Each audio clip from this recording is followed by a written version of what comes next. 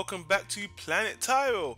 And today I'm going to do another Tyro movie trio where I cover 3 movies that are kind of interesting, I found thought-provoking, and I want to recommend it to you guys. Now the movies I'm going to talk about today are not the biggest well-known. Some of them are very well-known, they've got reception. Most of them, well 2 of them are not. I know that they're not very well-known by the masses, so I want to give you guys something interesting because they're all thought-provoking. 2 of them's from this year, 1 of them's a couple years ago, but very good food for thought. So let's start with the first one, which we're going to talk about. It's called Just Circle.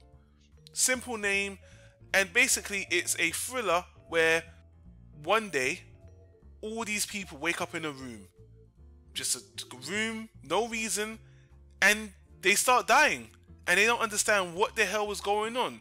And I don't want to spoil it, but basically what ends up happening is they realize that they can kill each other in this room by voting for who dies. So it's a very simple concept. About 100 people in a room, they can vote on who dies, and what dictates who dies? They make up the rules. That's what makes this movie so interesting. This is a movie where you see the human condition. You see people, selfish reasons, logical reasons. They're coming up with reasons who should die next. And I think every 2 minutes they have to choose someone to die. So this film starts off with like 50 people or 100. By the end, it obviously comes down to 1 person or maybe even no people. But this is a very thought-provoking look at people, the ugliness, the horrible side to people, and the conversations that they have with each other, deciding who dies.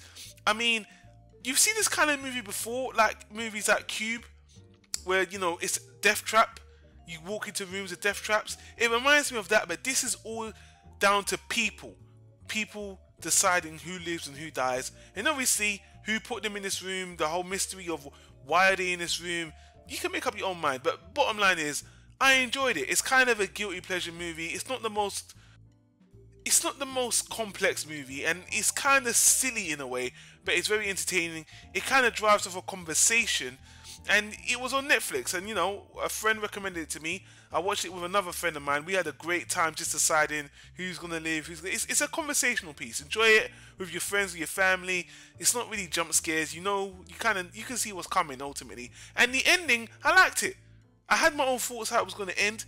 It didn't end in an ultra predictable way, but ultimately I like it. I recommend Circle.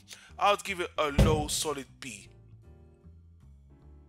Okay, so why don't we step out of our circle now and let's go back to 2013. This is a movie I saw last year. I should have reviewed it, but I just debated about it because it's kind of a race-related movie, and because I'm a black guy, I don't want people to think I'm pro-black. I love all races. You guys know on the channel we're all multicultural, so it's all good. But this movie has really good food for thought, and it's called The Suspect, starring Mickey Pfeiffer as being the main character. You might know Mickey Pfeiffer for I can't remember that Spike Lee movie Clockers, or being in ER. He's a good actor. Oh, obviously 8 Mile. People probably most remember from 8 Mile. But anyway, this movie is a very, very interesting, thought-provoking movie. Here's the pitch. So what the movie is about is these 2 black guys. They're running this social experiment where they're going to very small towns in America, and they're pulling off a robbery. And then they're kind of They pull off a robbery. It's a little bit of a spoiler. They're pulling off a robbery, and then they're kind of letting themselves be in court, and they're letting the police judge them. And what this movie is kind of about, it's about these black guys running this social experiment to see how racist the police can be in these small towns. They've done it a few times. Now, the twist in this movie is these black guys, I think they're professors or something, they've set up this social experiment a few times, but in this movie it kind of goes wrong.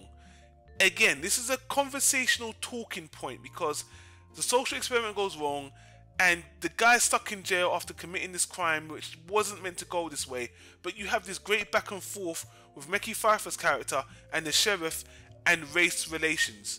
Now, I'm not bringing this up because of anything topical today. Like, it's not really got to do with anything like with the shootings in America or anything like that. It's just a simple race movie, and it's about observations about how backwards or how stereotypical some people can see people. It's not just about black people. It's just about how you can prejudge someone. And I really like this movie because of the conversation it has. It's really cool. The ending got a little bit convoluted for me and just but overall, I like the movie for the conversation. People, any color, any creed could appreciate it. It's a smart movie. It's an intelligent movie. Even though on IMDb it's got a mediocre score, that doesn't matter. Someone recommended it to me. I highly recommend it. It's a good talking point, thinking piece about racism from both sides. Very good conversational piece. And you know, ironically, that's the theme. Which brings us to the last movie, called The Gift. Coming back to this year, 2015, The Gift, I actually heard a lot of good things about this movie going in.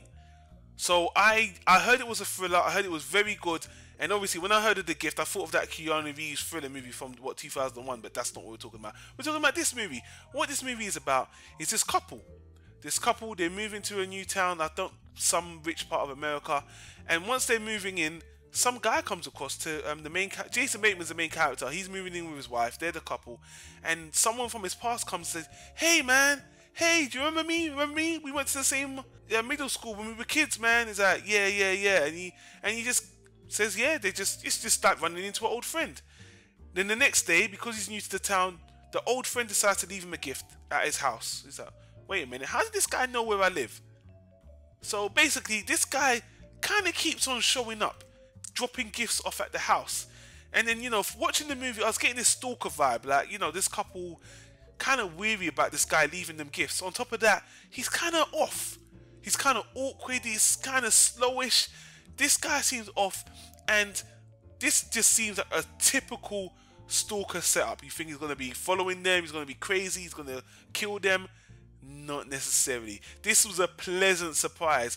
Actually, I'm not going to say this movie is a twist per se, but what this movie actually ends up being is a very, very nice turnaround.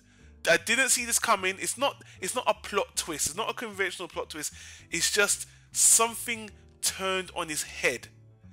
But the only criticism I have to this movie, it's a bit of a slow burn. Like, for the first hour, it's trending that. Is this just a typical thriller? No. By the end, I was thoroughly impressed with this movie. I love the ending. This was really, really, really well done. Out of all three movies, this is the strongest one, which I'm saving the best for last. By the end, I was like, fucking awesome. You got me there. That was awesome. Love the message. I don't want to get into spoilers, but, you know, this got good reception overall this year anyway. So, and it's not a jump scare thriller. It's more of a drama with good thriller elements and a very good ending, a very good surprise revelation to what the situation actually is. Highly recommend it. I'll give The Gift a first class, a low first class. And in case I don't think I gave a rating to The Suspect. The Suspect is a solid B, if I forgot to mention it there. So we got three movies here, very good thinking pieces, all three of them.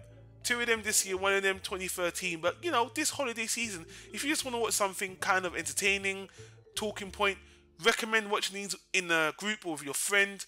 It's very enjoyable with a community, with your friends or something. But anyway, guys, I've done so much talk on TV and manga and stuff. I wanted to get back to movies, but I'm gonna do movies in trios now. Because unless they're big budget, I'm going to group together a lot of these straight to DVD movies or movies that are kind of underrated, because it just works better that way. And you guys like the last video I did when I spoke about the romance movies anyway. So in the vein of that, guys, if you've watched any of these movies, of course, let me know in the comments down below.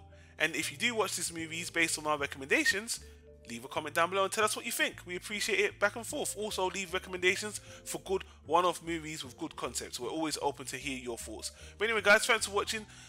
Hit that like button if you liked the video. Also, subscribe to the channel if you enjoy the content like you always do. And I want to say, I hope you enjoyed the rest of your 2015.